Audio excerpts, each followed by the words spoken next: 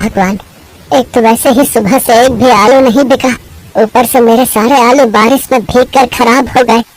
अब मैं क्या ही बेचूंगा। मोहन तेज बारिश में भीगता हुआ परेशान होकर घर की तरफ आ ही रहा था कि तभी सड़क पर बने एक गड्ढे में उसका पैर फंस जाता है और उसके पैर में मोच आ जाती है। मोहन अब उसी हाल में जैसे तैसे अपने ठेले के साथ घर पहुंचता है, लेकिन उसके पैरों से काफी खून निकल रहा होता है।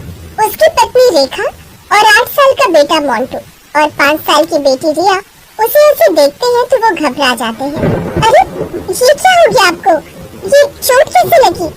बस यूं समझ लो रेखा, जब जिंदगी खराब चल रही हो ना तो कुछ भी अच्छा नहीं होता। ये भी उसी का ही एक नतीजा है। कोई बात नहीं, आप कपड़े बदल लीजिए, फिर मैं दवा कर आपकी पट्टी कर देती हूँ। अब मोहन बेड रेस्ट पर ही रहता है। पहले तो जैसे तैसे घर का खर्चा चल जाता था, लेकिन धीरे धीरे बचत खत्म होने लगी और अब नौबत यहाँ तक आ गई कि घर में राशन भी नहीं रहा। उन्होंने सुबह से कुछ नहीं खाया था। दोनों बच्चे भी उदास बैठे थे। उनको उदास देख रेखा ने उनसे पूछा, क्या हुआ बच्चों, तुम्हारा चेहरा क्यों लटका हुआ है? माँ, बाबा बाहर काम पर नहीं जा सकते और घर में खाने के लिए भी कुछ नहीं है, लेकिन मैं क्या करूँ अपनी इस भूख का? ये है कि बार बार लगी जाती है। लेकिन कोई बात नहीं माँ, आप उदास मत हो, हम पानी पीकर ही गुजारा कर लेंगे। ये सुनकर रेखा की आंखों में आंसू आ जाते हैं। फिर वो हर जगह काम मांगने जाती है, लेकिन उसे कहीं भी काम नहीं मिलता। वो उदास होकर घर लौट आती है। अपने परिवार की लाचारी देख बिस्तर पर पड़ा मोहन कहता है, मुझे माफ करना बच्चों, रेखा अपनी इस चोट के कारण मैं काम पर नहीं जा पा रहा और मेरे कारण तुम सबको भूखा ही रहना पड़ रहा है। न जाने मुझे ठीक होने में कितने दिन लगेंगे, लेकिन मुझे तो डर है कहीं घर में रखे ये सारे आलू खराब न हो जाएं। अपने पति की बात सुनकर रेखा को एक विचार आता है, अगर आलू बाजार में जाकर बेचूं तो भी हमारी इतनी आमदनी नहीं होगी, और अगर ये बारिश में खराब हो गए तो हमारा काफी नुकसान होगा। इसलिए मैं सोच रही थी अब क्यों ना हम इस आलू के समोसे बनाकर बेचें। आप तो जानते ही बच्चों को मेरे हाथ के चटपटे समोसे कितने पसंद है। आप ठीक कहती हो माँ। आपको पता है हमारे स्कूल के गेट के पास एक अंकल समोसे कचौड़ी बनाकर बेचते हैं। हमारे स्कूल के सभी टीचर्स और बच्चे उससे खरीद कर खाते हैं।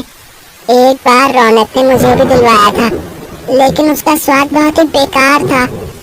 आपके चटपटे समोसे के आगे तो वो सब फेल है। हाँ माँ, अगर आप भी समोसे बनाकर बेचो ना तो आपका खूब मुनाफा होगा। बच्चे कह तो ठीक रहे हैं, तुम्हारे हाथों के चटपटे समोसे तो सचमुच बड़े ही बेहतरीन होते हैं। उन सब की बात रेखा को पसंद आ जाती है और वो अपनी चांदी की माला सुनार को बेचकर कुछ पैसे ले आती है। फिर उससे जरूरत का सामान खरीदती है। फिर अगले ही दिन उन आलू के चटपटे समोसे और साथ में खट्टी मीठी चटनी बनाकर वो बाजार में बेचने चली जाती है। चटपटे समोसे, करारे करारे समोसे ले लो, आइए आइए, और इस बारिश के मौसम में गर्मा गर्म चटपटे समोसे खट्टी मीठी चटनी के साथ खाइए। बहन जी, समोसा लगाना, और हाँ चटनी ज्यादा रखना है। वैसे कितने का एक समोसा?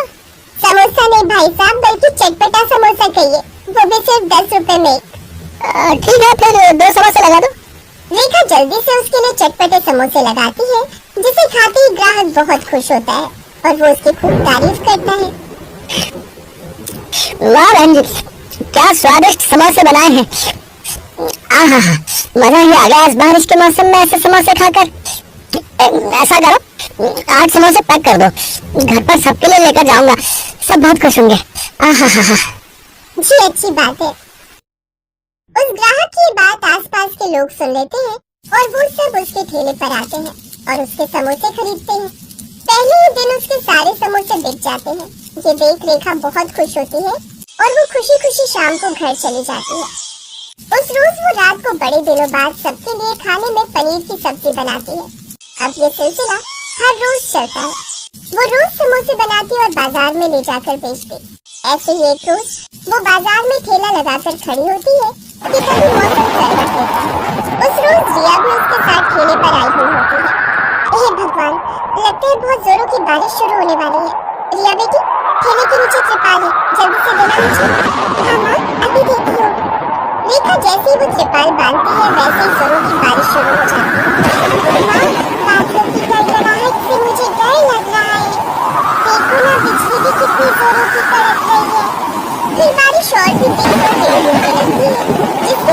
तिरपाल भी बारिश रोक नहीं पाता, जिसकी वजह से सारा पानी उनके समोसों पर आ गिरता है और सारे समोसे खराब हो जाते हैं। उनकी बिल्कुल भी बिक्री नहीं होती, ऊपर से उनके सारे समोसे भी खराब हो गए। परेशान होकर रेखा घर आती है, लेकिन अगले दिन से वो अच्छे से अपने ठेले को सफेद पिन्नी बांध देती है और बाजार में समोसे बेचने निकल पड़ती है। हे भगवान, कल तो मेरा नुकसान हो गया, लेकिन आज मेरा कोई नुकसान ना हो। लेकिन तभी अचानक तेज आंधी तूफान आता है और एक बड़ा सा पेड़ आकर उसके ठेले पर गिर जाता है, जिससे उनका सारा ठेला टूट जाता है। हे भगवान, तूने हम गरीबों के नसीब में न जाने कितने दुख लिखे। अब तो मेरा ठेला भी नहीं रहा, अब मैं अपने समोसे कैसे बेचूंगी। अगले कुछ दिन तक रेखा घर पर ही रहती है, लेकिन फिर एक रोज उसे एक आदमी की आवाज आती है जो सर पर टोकरी लाद कर गली गली जामुन बेच रहा था। ये देख रेखा को एक विचार आता है और वो सर पर टोकरी लाद कर समोसे बेचने निकल पड़ती है और ऊपर से बड़ी पिन्नी से उस टोकरी को ढक लेती है। बाहर तेज बारिश शुरू होने वाली थी, लेकिन अपने परिवार का पेट पालने के लिए रेखा सर पर टोकरी उठाए बारिश में समोसे बेचने निकल पड़ती है। मोंटू भी उसके साथ काम पर जाने की जिद करता है, वो भी अपनी माँ के साथ चल पड़ते हैं। बारिश में गली गली घूम घूम कर वो चटपटे समोसे बेचते हैं। टोकरी को तो उन्होंने पन्नी से ढका हुआ था, इसलिए समोसे तो खराब नहीं हुए, लेकिन बारिश में भीगने के कारण मोंटी की तबीयत खराब हो जाती है और वो छींके मारने लगता है। अरे मोंटी, तेरी तो तबीयत खराब हो रही है, ऐसा कर बारिश के मौसम में तुम काम पर मत आया करो, बेकार में तुम्हारी तबीयत खराब हो जाएगी। फिर वो दोनों घूमते घूमते रेलवे स्टेशन के पास पहुंच जाते हैं, जहाँ काफी लोगों की भीड़ होती है।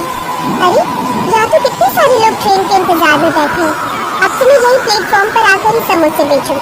अगले दिन रेखा सड़कों पर घूमने की जगह प्लेटफॉर्म पर जाकर चटपटे समोसे बेचती है, जहाँ कुछ ही देर में लोगों की भीड़ उसके पास लग जाती है और लोगों को उसके समोसे काफी पसंद आते हैं और अब उसकी काफी अच्छी कमाई होने लगती है। बहन जी, आपके चटपटे समोसे तो सच में बहुत लाजवाब है। मुझे 2 समोसे और चटनी और देना जरा। अब रेखा फिर से अच्छे पैसे कमाने लगी, लेकिन अब वो साथ साथ बचत भी करने लगी।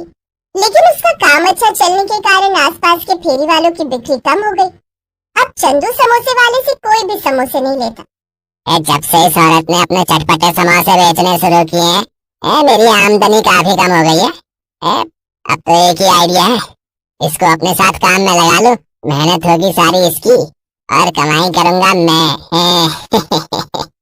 इसी विचार के साथ वो रेखा के पास ही प्रस्ताव लेकर जाता है, लेकिन वो उसे इसके लिए मना कर देती है। रेखा के इनकार करने पर चंदू अपने आदमी को नकली पुलिस वाला बनाकर उनके पास भेजता है।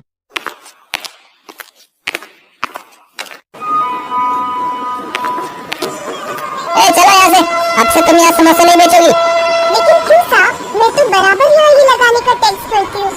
लेकिन तभी वहाँ असली पुलिस वाला आ जाता है, जो कि रेखा के ठेले पर रोज समोसे खाने आता था। वो उस आदमी को नकली पुलिस वाला बनने के जुर्म में अरेस्ट कर लेता है। माफ कर दो साहब, ये सब मैंने चंदू हलवाई के कहने पर किया था। फिर पुलिस उन दोनों को गिरफ्तार कर लेती है। अब रेखा बिना किसी डर के समोसे बेचने लगती है। कुछ दिनों बाद मोहन भी पूरी तरह ठीक हो जाता है और वो भी उसकी इस काम में मदद करने लगता है। अब दोनों पति पत्नी मिलकर खूब मेहनत करते हैं और खूब पैसे कमाते हैं और अपने लिए एक बड़ा पक्का घर बनवा लेते हैं, जिसमें हर सुख सुविधा होती है।